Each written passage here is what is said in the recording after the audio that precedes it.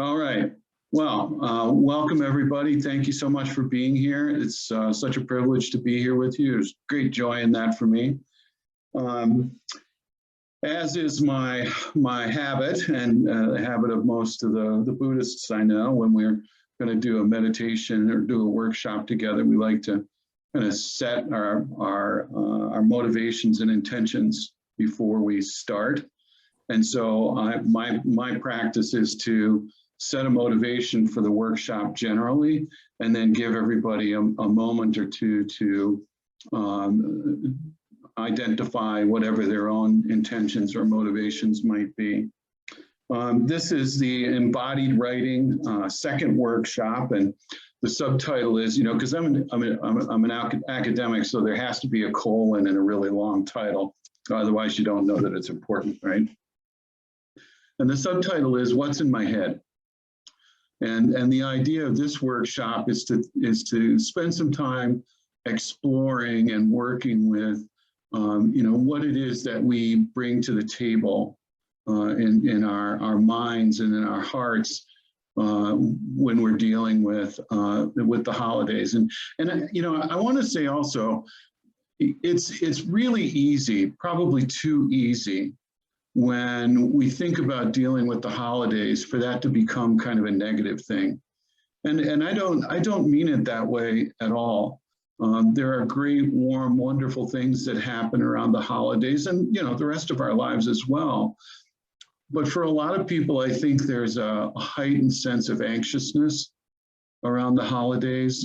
There's worry about, is it going to go the way I'd like it to? I don't know about other folks, but I tend to carry a lot of baggage of holidays past and worries about holidays future, as well as holidays present, in the ways that I deal with the holidays. So, these three workshops are really geared towards helping us to kind of articulate for ourselves what's happening in our minds and our bodies and in our spirits around the holidays, and using meditation and writing to try to understand them more deeply. And I'm really hoping that we can create spaces where we can, like Thich Nhat Hanh suggests, when you have a negative experience, or you're having a negative emotion, or a positive one too, for that matter, that we can kind of envision that as something like a child that we can care for, so that we can be careful and compassionate with ourselves, as well as careful and compassionate with others. So the motivation that I have in mind, and the intention, is to generate compassion for ourselves as we come into this season that can present challenges for us, and gifts as well. But also for others, because the others that are around us are probably feeling many of the same things that we are. Another motivation and intention here is to emphasize the importance of being present here and now, and being able to differentiate between what is a worry about the past, what is happening here and now, and what is an anxiousness about some future that hasn't happened yet. And then finally, my intention is to explore how writing and meditation can be used to stabilize in this moment, to analyze, and to acknowledge, what's happening to us and for us in this season. And so I'll give you a minute or so to identify your own motivations or intentions for yourselves. If you want to say them out loud, you can. If you don't, that's fine too.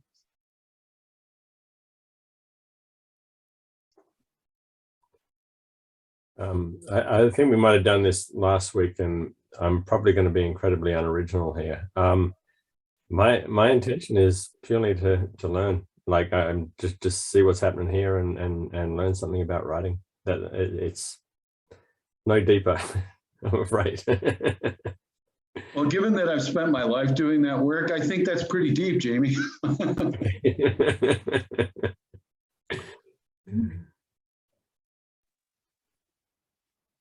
Guess my intention would be to embody. Yeah, I'm interested in that embodied piece, Okay. to use Okay. the writing to help things flow through stuck places and help feelings move. Okay. Cynthia, did you want to add anything? Yes, I'm just feeling so grateful for for your willingness to come and share with us your experience and knowledge in writing. And I just want to honor that and take advantage of it, really. So I'm here to learn and to continue writing in whatever form that takes. Thanks. Thank you. So let's start with a little bit of meditation, shall we? Get yourselves seated or situated in a comfortable position. Back straight. The Zen Buddhists I know like to talk about, imagine that there's a string at the top of your head, and that there's some tension in that string, and it's pulling your head up and making your back straight. The Thich Nhat Hanh enthusiasts I work with like to say, strong back and soft front. I think I've mastered the soft front. I haven't quite mastered the strong back yet. And we can start by just doing a little inventory of how your body is feeling. If you're noticing a tension anywhere in your body, focus your attention there. Try to hold that tension with compassion and generosity.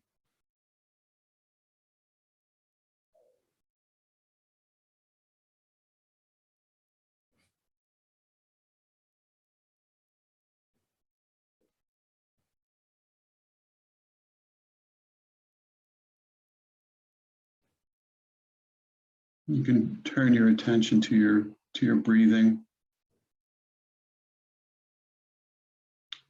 As you inhale, you might think here. As you exhale, you might think now.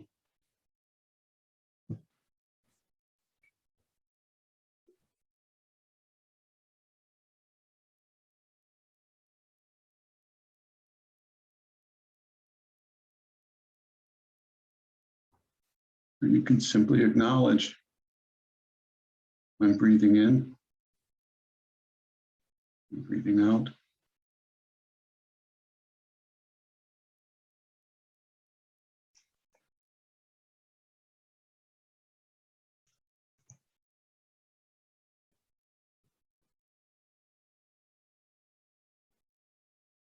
You might pay some attention to the quality of your breaths. Are they short, shallow breaths? Are they longer, deeper breaths?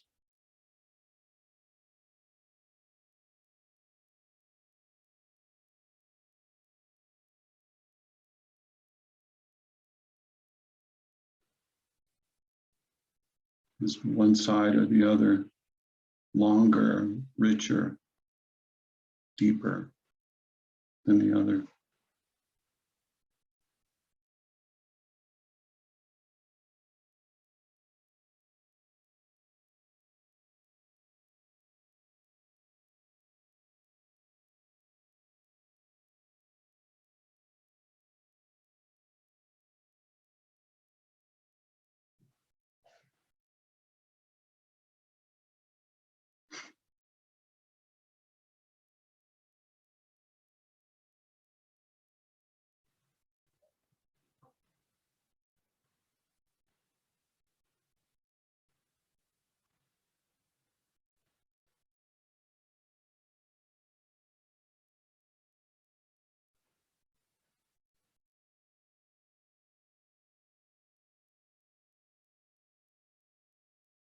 And for most people, as we sit quietly, watch our breath, our minds begin to wander.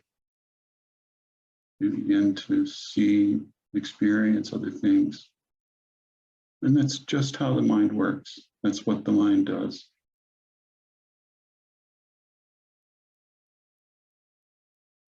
But we can learn from this. We can learn to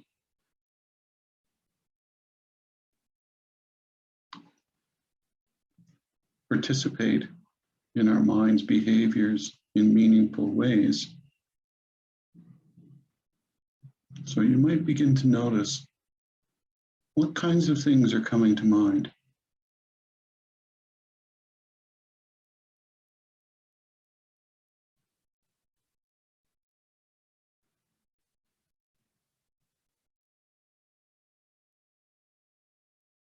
Are they memories?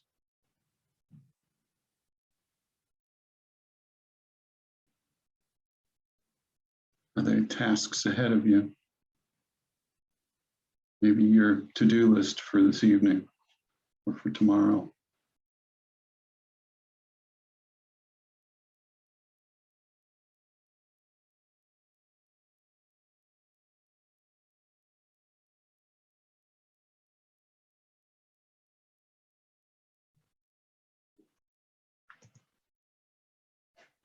Try to notice as you're being aware of what's happening in your mind. Try to notice if your body responds or participates in some way.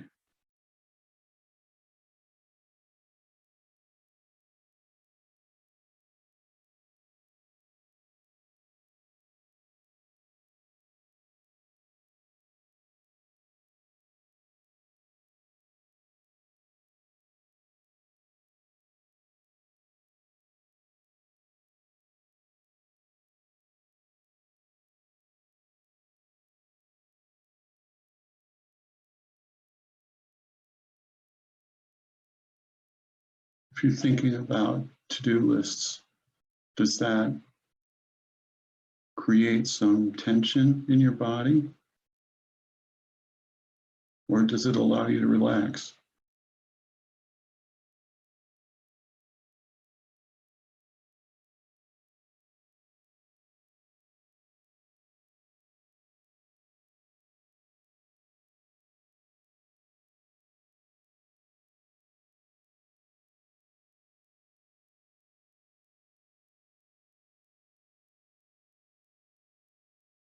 If you're thinking about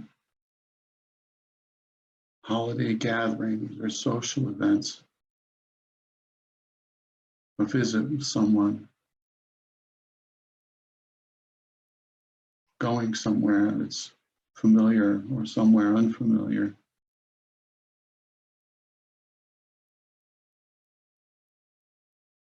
Do those thoughts and ideas, images,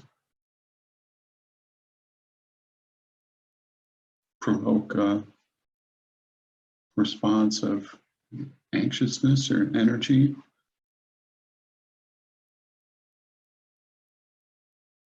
A response of calm, ease?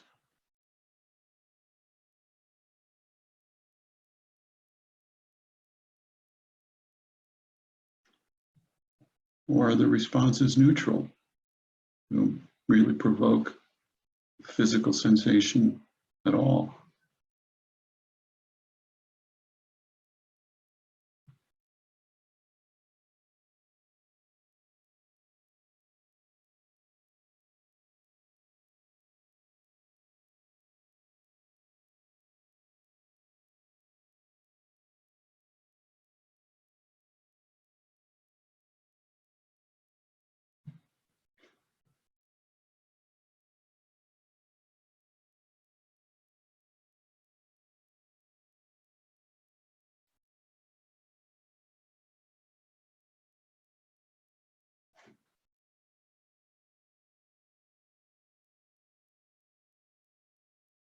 And I ask you to turn your attention to the holiday season And continue watching your mind. What appears in your mind? What comes up?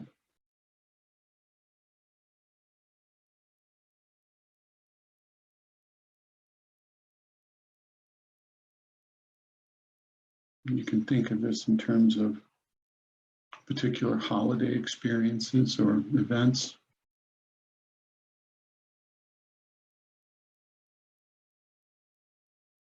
People you might see, might want to see, might not want to see.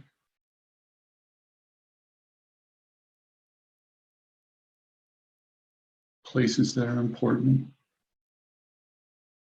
Maybe they're important because of holidays past.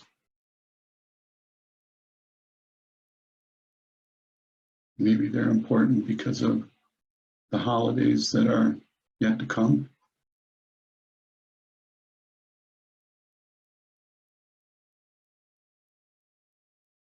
Maybe they're important for where you are right now in relation to the holidays.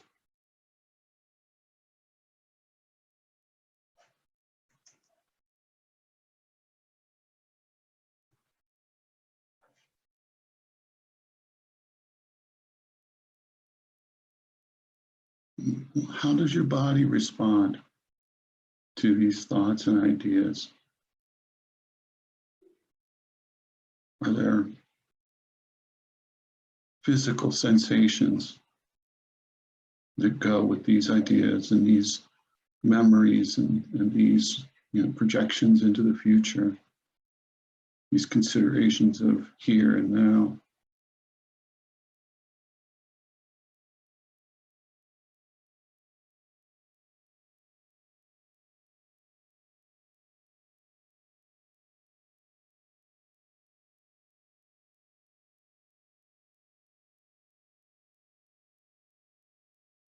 Do you notice any patterns, thoughts, ideas, visualizations, and experiences in your body?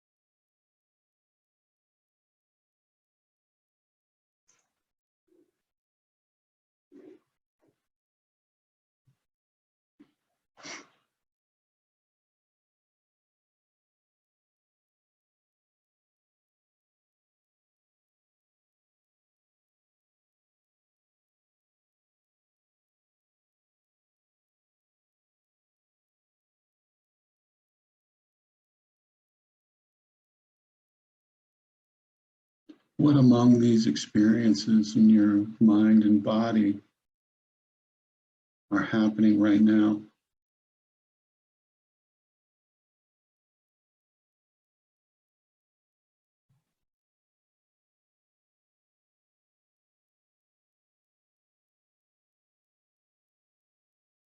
What are past?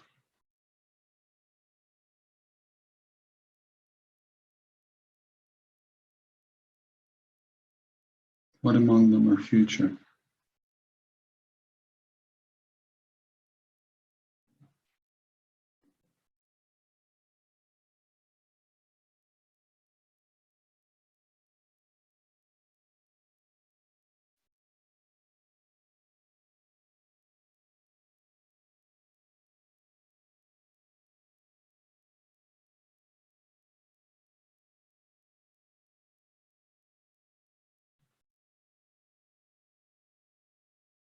Can you see any patterns in how your mind and body respond to things from the past,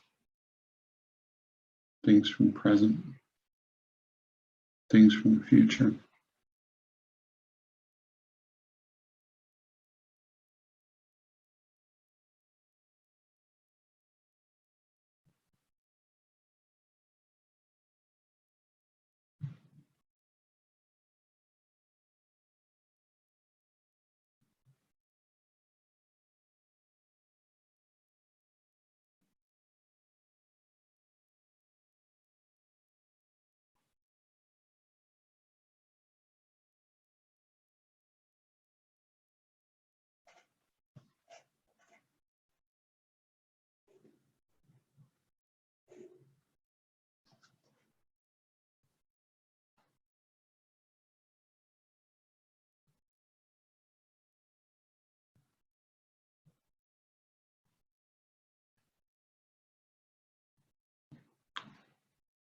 Can you see any expectations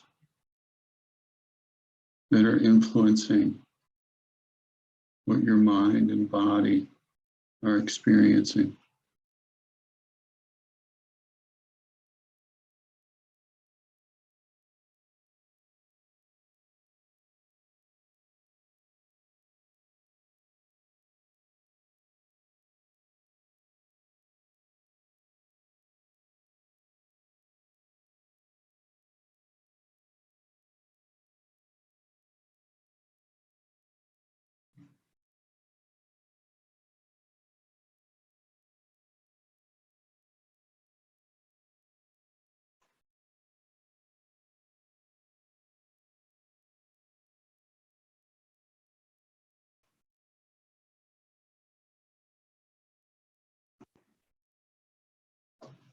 Are attachments active in your mind and body?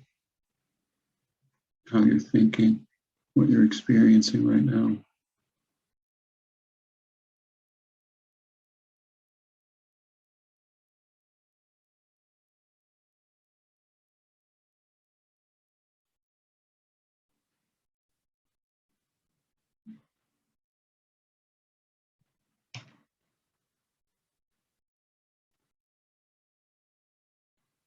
Are there aversions at work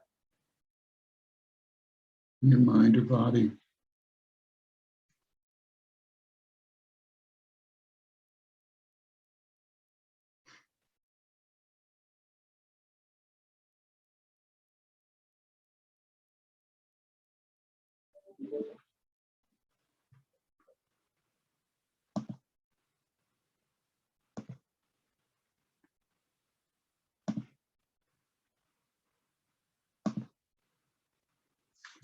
Delusions.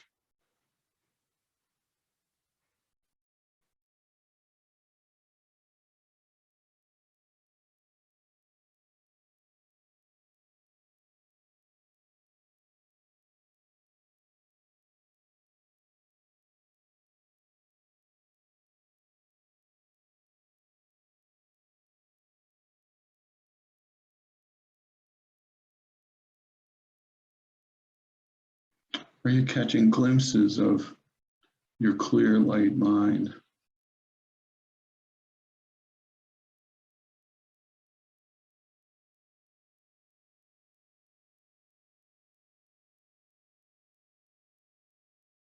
That goodness, that compassion, that wisdom that precedes experience.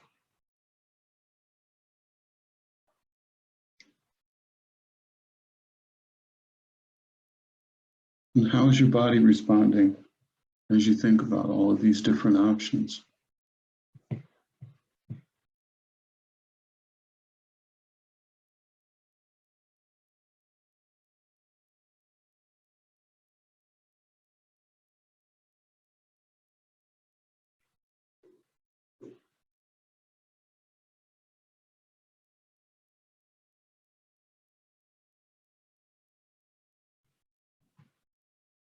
I'd invite you now to start coming back to your breath,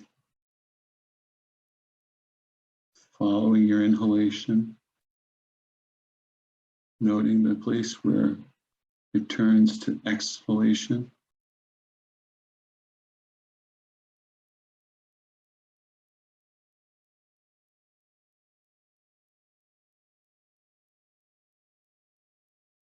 Noting the quality of your breath, duration.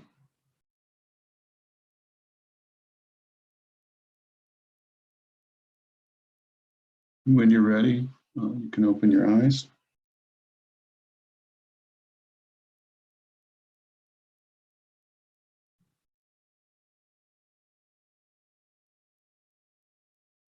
Take a deep cleansing breath.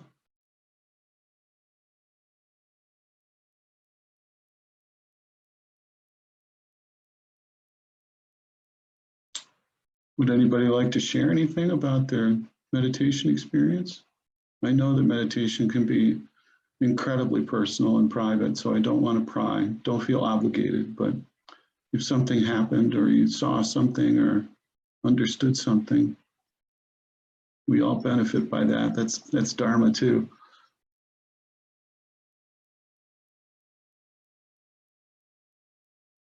So what I would like to do with the time we have remaining is to take some of the substance of our meditation and try to use it with writing to help us kind of engage in direct ways, in a really embodied way, in an immediate way, with some of the things that we may be feeling or experiencing. I know this time of year for me, because I'm an English teacher and I teach writing most of the time, this is always a very anxious time because it's the end of the semester. I'm saying goodbye to my students. And, you know, on the one hand, feeling some sorrow about our work together being finished, but at the same time, feeling some sense of celebration that I get a break. But I have to get through a lot of grading, you know, before a lot of reading and grading before I can get to that rest. And so I'm always very anxious about making sure that I'm in the right mind and approaching my students' work from their intentions as writers rather than from my expectations as a teacher. And so I know for me that that's one of the things that I really need to pay attention to. And one of the things I've learned is that I can feel it when I'm being judgmental, and when and I think there's a difference between evaluating you know, a student's work and being judgmental about the work that they've done, or, you know, perspectives that they've chosen. And, you know, I teach writing, and because I teach writing, I need to focus my attention on the writing, not necessarily on whether I agree with what the students are saying or not, or whether I think they've thought it through sufficiently or not. And so I know I have that worry, and I know from having done this for a long time, I know that worry is accompanied by this kind of tightening sensation in my chest.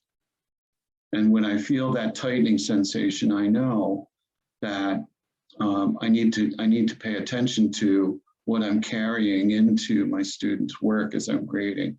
And, you know, I mean, there's the physical part of it too. I mean, I get tired.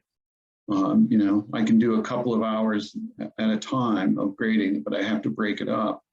Because if I keep going, I know that the more tired I become, the less informative I become in my responses to my students' writing, and the more harsh I become in my criticisms, or in my critiques. So I know that, you know, I have to pay attention to what my body's telling me, as well as, you know, what my mind is telling me as I'm doing this work. So this is a very anxious time for me, and who knows? I mean, maybe I'm projecting this all on you, and you're all fine with the holidays. You know, you're not having any kind of feelings about it at all. But that's what I experience, and so I'm wondering if you could name or label, just for the sake of our working together today, some attraction or aversion or delusion or creation that you make around this time of year. And something maybe that came up during the meditations, or something that, you know, came up elsewhere. It doesn't really matter where it comes from. It just matters that you experience it. And if you can name that, can you then do a couple of other things? You know, name it, briefly explain it, and give an example. And I'll say, let's do that in writing, because again, you know, these can be very private, and you get to share as much or as little as you'd like. So why don't you just take a couple of minutes and try to name something that came up for you around these holiday challenges or these holiday experiences. Name it, briefly explain it, and give an example. Okay, so go ahead and take about 5 minutes or so. And I'll just let you write and create.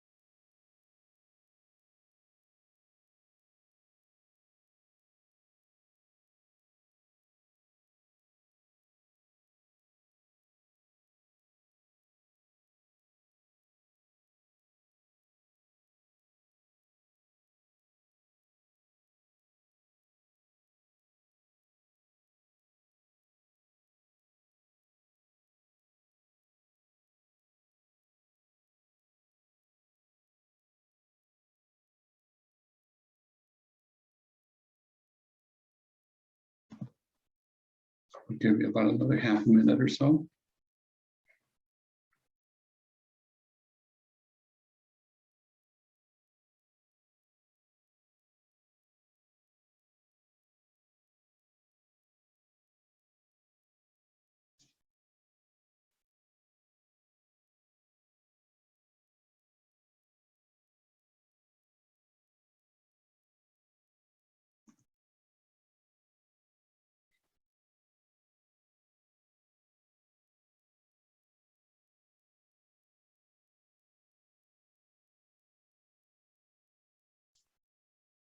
Okay. Now, the nice thing about writing, and both the gift and the curse, is it's never finished. And it's never exactly what you want it to be, but it always can get closer and farther away. One of the reasons that name it, explain it, and give an example is so powerful is because by naming it, in some ways, you have to decide what it is. And that's very much in the moment, right? That's very much right now. And you can pay attention to how your body is dealing with that. And those cues from your body can tell you some things about what that naming means and how that naming functions. So for instance, if you name it and find that, you're kind of, shocked, right? That can provoke a line of thinking. But if you can name it and you find you kind of relax with it, that can signify something a little bit different. And different people will experience these things in different ways. But naming it is really important because you can't really deal with it, whatever it is, good or bad, past, present, or future, unless you can kind of get a hold of it, even if that getting a hold of it is a little synthetic, right? But if you name it, you can say what it is. And if you can say what it is, then you can start to work with it. And then explaining it briefly is a way of giving yourself an opportunity to understand what it is. Because if you have to explain it as though you're going to explain it to someone else, in some ways you're kind of explaining it to yourself too. And that gives you an opportunity to articulate whatever that thing is that you've named. And then give an example gives you an opportunity to ground that, whatever that is, in real life experience. And in a lot of ways, for me in particular, if it's something that carries a lot of, like fond positive memories, that helps me to understand what I'm associating it with, but it also helps me to differentiate between whatever the experience is and what I'm bringing to it out of memory. And the same is true for less positive kinds of things. And, in both cases, the holidays are kind of rich with both, right? This can help me if I can name it and explain it and give an example. I almost have to go into the past to give an example, or to speculate about something that hasn't happened yet. And in either case, it's not right now. So it's something that we're either anticipating that hasn't happened yet. And if we name it, explain it, and give an example, we can help ourselves to avoid whatever that situation is that we're concerned about. Or it can be drawing on past experiences or planning for something really positive. But still, it's a difference between what is and what we're expecting, or what we're anticipating, or what we're bringing to it. Another good way to keep this in the now, in the moment, and not be overwhelmed by the past or the future, is to, I have my students write this paper called their writing autobiography. And what I asked them to do is pick three experiences, 3 people, 3 places, some combination of objects that have been important in their development as writers. And I say to them, you're going to write what are called vignettes, which are incredibly brief pieces of narrative, just tiny stories, really. And the objective is, because you don't have a lot of time and space, you have to really kind of drop your reader into that and pull them back out again pretty quickly.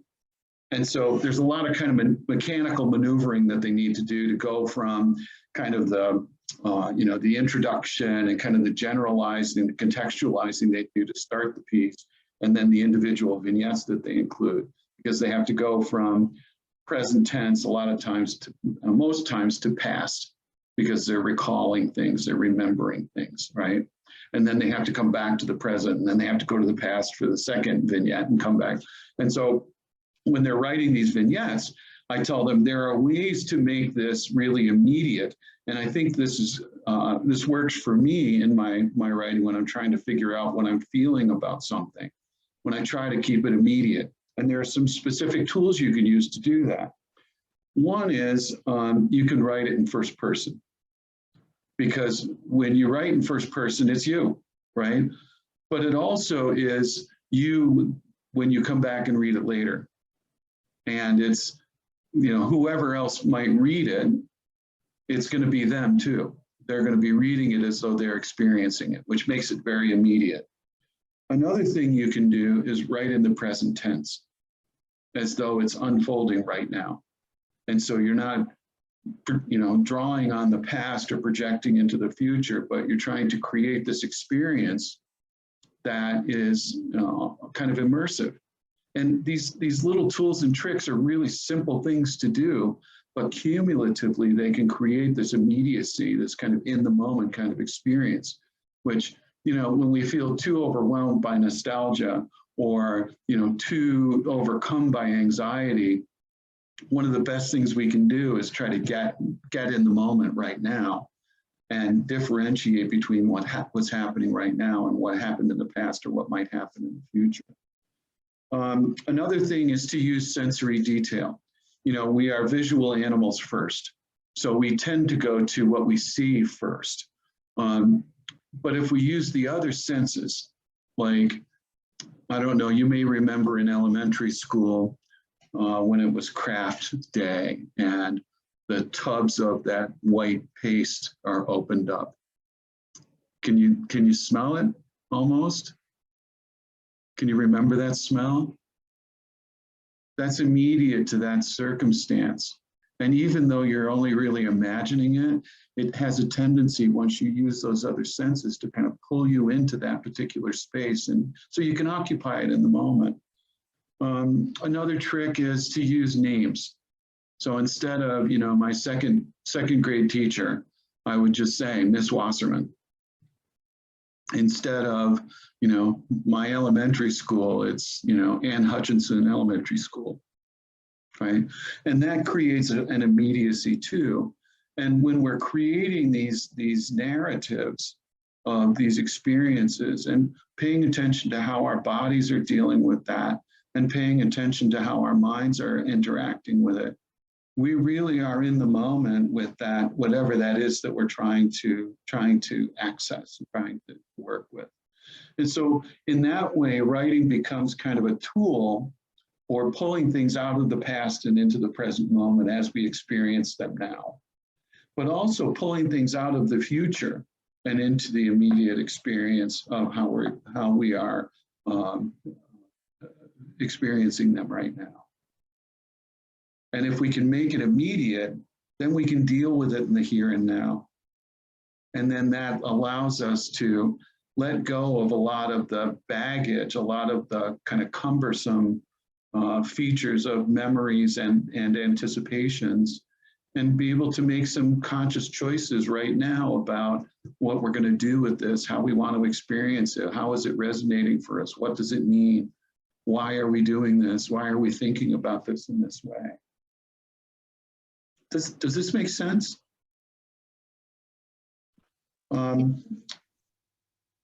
Any thoughts? Anything you'd like to share about anything that came up or using these kinds of devices?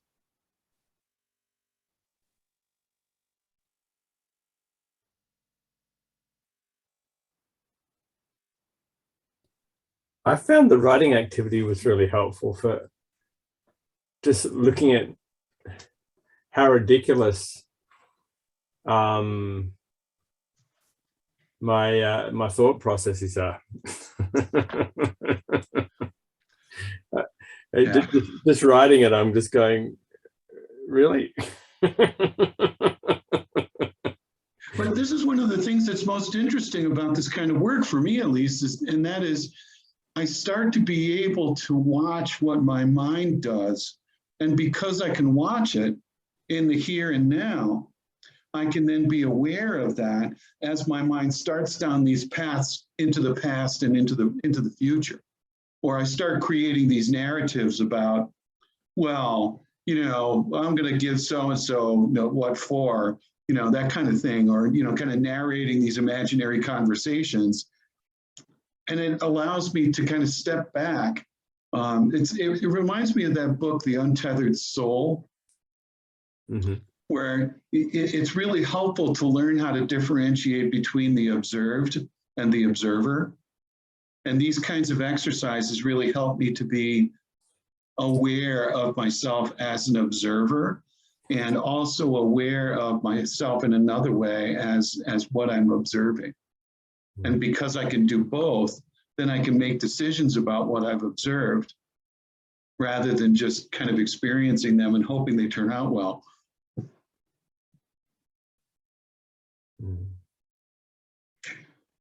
So we've got about 4 minutes left by my clock. I want to make sure if you have any questions or concerns that you get to share those here.